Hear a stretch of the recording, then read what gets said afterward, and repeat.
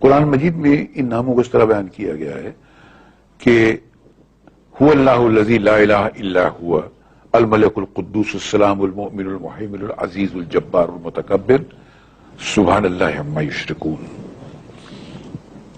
وہ اللہ ہی ہے جس کے علاوہ کوئی معبود نہیں ہے. یہ لفظ ہمارے بھائیوں کو سمجھنا بہت ضروری ہے کہ دنیا میں عبادت، کسی کو ماننا، کسی سے کچھ مانگنا، کسی کے سامنے سر جھکانا، وہ صرف اللہ کے لیے ہے. یہ اللہ نے اپنے لیے مخصوص کر دیا ہے. تو آپ کوئی ایسا کام مت کیجئے عبادت کا جو کہ صرف اللہ کے لیے مخصوص ہے.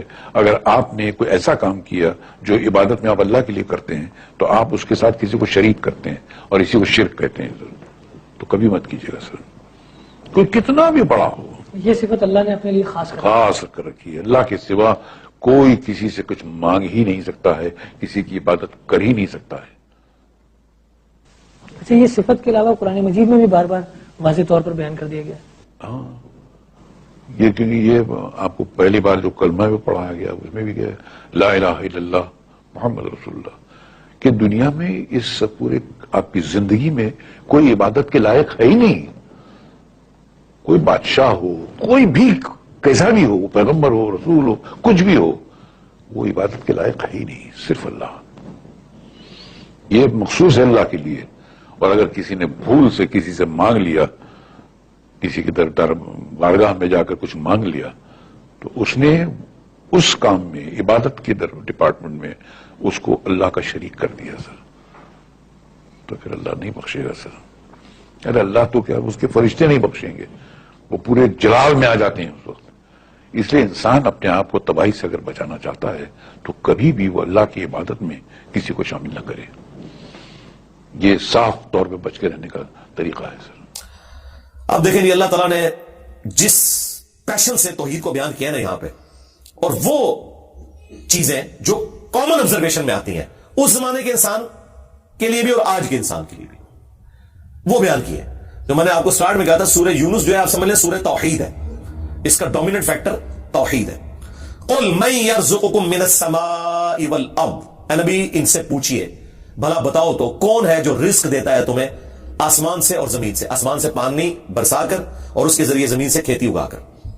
یہ اس زمانے میں بھی لوگوں کو پتا تھا کہ یہ کوئی بزرگ بابا نہیں بارش برسا سکتا. آج بھی لوگوں کو پتا ہے کوئی نہیں برسا. دیکھیں جب بارش نہیں ہوتی سارے بابے فیل ہو جاتے ہیں. ہاں، ڈیم خالی ہو جاتے ہیں، بابے فیل ہو جاتے ہیں. وہ اللہ کی مرضی، بارش دے نہ دے. امن یملک السمع والابصار، بھلا بتاؤ کہ کون ہے مالک ہے جو کان اور آنکھوں کا. اللہ نے کان بھی بنائے، آنکھیں بھی بنائی، کوئی اور مالک ہو ہی نہیں سکتا. اچھا مجھے بتائیں، یہ بزرگ جب ڈورے ہوتے ہیں وہ بھی ڈیوائسز لگواتے ہیں. ہاں، ان کی آنکھیں جب کمزور ہوتی ہیں، کیا انہوں نے اینکیں نہیں لگائی ہوئی؟ جتنے ہی غوث وقت ہے نا اس وقت سب کی اینکیں لگی ہوئی ہیں. ہاں، الیاس قادری صاحب بھی جب انہیں کچھ پڑھنا ہوتا ہے نا، وہ کہتے ہیں مجدد بھی ہے، غوث وقت بھی ہے اس وقت بریلویوں کے، اینک لگاتے ہیں. کیوں لگاتے ہو اینک؟ تم تو دلوں کے بھی چھپے ہوئے راز جانتے ہو. سامنے چیز آئی ہوئی نہیں پڑھ سکتے. ابھی تو انجینئر صاحب نے اپنا فارمولا نہیں رکھا میکینیکل انجینئرنگ کا، مشین ڈیزائن کا. تم جو اردو میں لکھی ہوئی باتیں ہیں وہ بھی انگریز کی بنائی ہوئی اینک کے بغیر نہیں پڑھ سکتے. ہمیں تو کل تک کہتے تھے جی اگر انگریز ہوا میں اڑ سکتا ہے تو بابا کو نہیں اڑ سکتا. انگریز نے تو اڑ کے دستا ہے جہاز بہ کے، بابا بھی اڑ کے دسے، مان لواں گے. تو انگریزوں کی بنائی ہوئی اینکیں لگا کے تم لوگ وہ چیزیں پڑھتے ہو تو ظاہر ہے تم تو مالک نہیں ہو ان آنکھوں کے. آج تک کسی بزرگ نے اپنی آنکھیں کمزور ہونے سے روکی ہیں؟ کوئی شخص اپنے بڑھاپے کو ٹال سکتا ہے؟ کوئی پیغمبر بھی نہیں ٹال سکتا اپنے بڑھاپے کو. بال سفید ہوئے تو ہو گئے، نظر کمزور ہوئی ہے تو ہو گئی ہے. تو یہ چیز ہے. اللہ تعالیٰ فرماتا ہے کہ پوچھ ان سے اے نبی صلی اللہ علیہ وسلم کون مالک ہے کان کا اور آنکھوں کا. وَمَن يُخْرِجُ الْحَيَّ مِنَ الْمَيِّتِ، اور کون ہے جو مردے میں سے زندہ کو نکالتا ہے. بظاہر زمین مردہ ہوتی ہے، اس میں سے زندہ کھیتی نکلتی ہے. بظاہر انڈا ہماری کامن آبزرویشن کے اعتبار سے مردہ ہوتا ہے، اس میں سے چوزا نکلتا ہے. ویسے تو وہ مردہ نہیں ہے، لیکن قرآن چونکہ لٹریچر کی زبان میں کامن آبزرویشن پہ بات کر رہا ہے، اس اعتبار سے تو وہ بظاہر ہل جل نہیں رہا. ایک بیج اس کے اندر زندگی ہے لیکن بظاہر مردہ ہے، اس میں سے 6 گنا بڑا درخت نکلتا ہے. وَيُخْرِجُ الْمَيِّتَ مِنَ الْحَيِّ، اور مردہ کو نکالتا ہے زندہ سے. زندہ میں سے مردہ بھی نکلتے ہیں.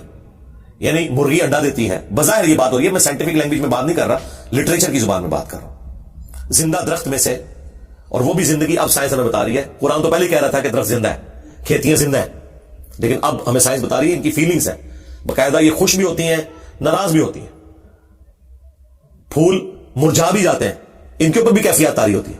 تو آپ دیکھیں اسی میں سے وہ بیج نکلتا ہے، وہ بیج آپ بوتے ہیں، ایک اور درخت نکل آتا ہے، ایک اور کھیتی نکل آتی ہے. وَمَن يُدَبِّرُ الْأَمْرَ، اور کون ہے جو سارے کاموں کی تدبیر فرماتا ہے؟ ظاہر ہے جی بزرگوں کو تو پتہ ہی نہیں، اور جن بزرگوں کو سورج کے سائز کا ہی نہیں پتا، وہ سورج کو کیسے کنٹرول کر سکتے ہیں؟ اور سورجوں کی تعداد بھی نہیں پتا، ان بیچاروں نے یہی سورج دیکھا ہوا ہے. یہ تو سائنس بتا رہی ہے نا، صرف ملکی وے گلیکسی میں 300 ارب سورج ہے ایک گلیکسی کے اندر، اور اس طرح کی 250 ارب گلیکسیز اور ہیں. بزرگوں کو تو پتہ ہی نہیں تھا. آپ لاکھ کہتے رہے کہ وہ شاہ شمس تبریز نے بوٹی پون لی سی. دادا کرو کہانیاں ان کی سنیں. فَسَيَقُولُونَ اللَّهُ، تو یہ انقریب کہیں گے اللہ ہی کرتا ہے. یہ دیکھو مشرکین عرب بھی بتوں کو ساتھ شریک ٹھہراتے ہوئے بھی کہتے تھے نہیں اے کام نہیں بت کر سکتے، اے وڈا ہی اللہ کرتا ہے. اور یہاں کہہ رہے بزرگوں کی ڈیوٹیاں لگی ہوئی ہیں. اندازہ کریں. فَقُلْ أَفَلَا تَتَّقُونَ، تو نبی سے فرماؤ کہ کیا تم ڈرتے نہیں ہو اس شرک کے کام سے؟ اندازہ کریں مشرکین عرب اللہ کو مانتے تھے لیکن اس کے ساتھ شریک ٹھہراتے تھے. ہمیں بتایا گیا کہ جی یہ قرآن کافروں کے بارے میں نازل ہوا ہے جو اللہ کو نہیں مانتے تھے، تاکہ آپ کا خیال ہی اس طرف نہ جائے کہ آپ کے بابوں کے بارے میں بھی ان کے ماننے والوں نے وہ عقیدے رکھے ہوئے ہیں جو مشرکین عرب نے اپنے ان بتوں کے ساتھ رکھے تھے. سوائے ایک فرق ہے کہ وہ انہیں چھوٹا آلیہ کہتے تھے، یہ آلیہ نہیں کہتے، اللہ کے بندے کہتے ہیں. ادروائز باقی ساری چیزیں وہی ہیں. اللہ کے نیک بندوں کے نام کے اوپر، فرشتوں کے ناموں کے اوپر انہوں نے بت کھڑے کیے ہوئے تھے. کام آگے یہ وہی کر رہے ہیں، لیکن وہ ایک فرق جو ہے نا وہ اس کو اتنا اجاگر کرتے ہیں کہ نہیں جی وہ تو ان کو چھوٹا معبود مانتے تھے، ہم اپنے ان بزرگوں کو معبود نہیں مانتے. تو اس کا جواب پھر میں نے دیا تھا سورۃ المائدہ کی آیت نمبر 75 میں. اللہ تعالیٰ نے جیزس کرائسٹ عیسیٰ ابن مریم ان کی ماں کی مثال دے کے کہا ہے کہ ایسی ہستیوں کو پوچھتے ہو جو نہ تمہارے نقصان کے مالک ہیں نہ نفع کے. اگر عیسیٰ اور ان کی ماں کسی کے نفع نقصان کے مالک نہیں ہے، اب تو بات پیچھے رہ گئی کہ کرسچن جو ہے وہ معبود سمجھ کے کرتے ہیں اور ہم بزرگوں کو معبود نہیں مانتے. یہ تو بات پیچھے رہ گئی. اللہ نے کہا عیسیٰ ان کی ماں تمہارے نفع نقصان کے مالک ہی نہیں ہے. اگلی گل مک گئی، وہ تو پیچھے رہ گئی، وہ پرانی گلاں ہو گیا، پرانے بابے پرانے بہانے تھوڑے نسڑے تھے. اگلی گل پڑھو، عیسیٰ اور ان کی ماں تمہارے نفع نقصان کے مالک نہیں ہے. اس پہ میں نے کہا تھا کہ اگر عیسیٰ ابن مریم تمہارے نفع نقصان کے مالک نہیں تو تمہارے بابے تو شاہی کوئی نہیں، عیسیٰ کے جیسا ہے ہی کوئی نہیں، عبد القادر جیلانی تو شاہی کوئی نہیں، ہاں مریم کے جیسا ہے ہی کوئی نہیں، رابعہ بصریہ تھے شاہی کوئی نہیں. تو وہ آگے نہیں پڑھتے، کہتے پیچھے پڑھو وہ عبادت کرتے سن. سرکار مان لیا، آگے پڑھو کہ عبادت کرتے تھے یا نہیں کرتے تھے. اللہ نے کہا نفع نقصان کے مالک نہیں ہے، وہ اللہ ہی ہے. اس کا مطلب یہ ہے کہ جس کو تم نفع نقصان کا مالک سمجھتے ہو گویا تم اسے خدا مانے ہوئے ہو، بھلے تم کہتے رہو کہ ہم اللہ کا بندہ مان رہے ہیں، اللہ نہیں مانتا اس بات کو. اس کے ثبوت میں سورۃ النمل کی آیت نمبر 62 ہے. امن یجیب المضطر اذا دعا ویکشف السوء وَيَجْعَلُكُمْ خُلَفَاءَ الْأَرْضِ أَإِلَٰهٌ مَّعَ اللَّهِ، بھلا بتاؤ تو کون ہے جو مصیبت اور پریشانی میں گھرے ہوئے شخص کی فریاد کو سنتا ہے اور اس سے اس کی تکلیف کو دور کر دیتا ہے اور تمہیں زمین پر اگلوں کا خلیفہ کرتا ہے. أَإِلَٰهٌ مَّعَ اللَّهِ، کیا اللہ کے ساتھ کوئی اور معبود بھی ہے جس کی یہ کوالٹی ہو؟ قَلِيلًا مَّا تَذَكَّرُونَ، بہت ہی کم نصیحت حاصل کرتے ہو. اس آیت میں سورۃ النمل کی آیت نمبر 62 پارہ نمبر 20 کے پہلے صفحے پہ اللہ تعالیٰ نے واضح کہہ دیا کہ جس کے بارے میں تمہارا یہ عقیدہ نا کہ تمہیں مصیبت اور پریشانی میں تمہاری تکلیف دور کر سکتا ہے، دعا میں تم اسے پکارو گویا تم نے اسے خدا مان لیا. وہ اگلے دن وہ بابا جانی کہہ رہے تھے کہ ڈسپلین کی گولی اگر مشکل کشا ہے تو شیخ عبد القادر جیلانی نہیں. سرکار ڈسپلین کی گولی جب ہم کھاتے ہیں تو سر درد دور ہوتا ہے. عبد القادر جیلانی کو چٹ کے بھی دیکھ لو تھوڑا سر درد نہیں دور ہونا. ہاں ذہن میں رکھیے گا. اگر کوئی نہیں مانتا میں تھوڑی اور وسط مثال دیتا ہوں. انہی کا جب پیشاب بند ہوا تھا تو آغا خان میں ان کا آپریشن ہوا تھا تو عبد القادر جیلانی کے مزار پہ اٹھا کے لے جاتے نا. وہ ڈاکٹروں نے آپ کی ہیلپ کرنی ہے جب پیشاب بند ہوتا ہے. ایون عبد القادر جیلانی کا بھی پیشاب بند ہونا وہ بھی ڈاکٹر علاج کرے گا، خود کوئی اپنا علاج نہیں کر سکتا. سیدھی سی بات ہے. تو مثالیں ہی دیتے ہیں ظاہری اسباب، ادویات، یہ اللہ تعالیٰ نے ان کے ساتھ چیزیں جوڑی ہوئی ہیں. تو میں نے ان کو اگلی مثال دی ہے کہ ویل مچھلی 1.5 گھنٹے تک اپنا سانس روک سکتی ہے. لے آؤ سارے بابے 1.5 گھنٹے ایسے سمندر سٹیں گے انہوں نے. ظاہر ہے یہ کہتے ہیں نا کہ بزرگان دین جو ہے وہ مطلب یہ انگریزوں سے بھی بہتر ہے تو جانوروں سے بھی بہتر ہو گئے، یا منو کہ تھوڑے سارے بابے ویل مچھلی تو بدتر رہے. اڑنے کا نہیں کہہ رہے، اڑتے نہیں سکتے ہو، چلو ایسا روکا گے نا جانتے چھوٹے نا. 1.5 گھنٹے ایسے سمندری چھٹا گے ایڈا وڈا وٹا بن کے تاکہ باہر بھی نہیں کر سکے. 1.5 گھنٹے بعد کٹا گے، چلو 5 منٹ پہلے میں کر لوں گا انشاءاللہ احتیاطن.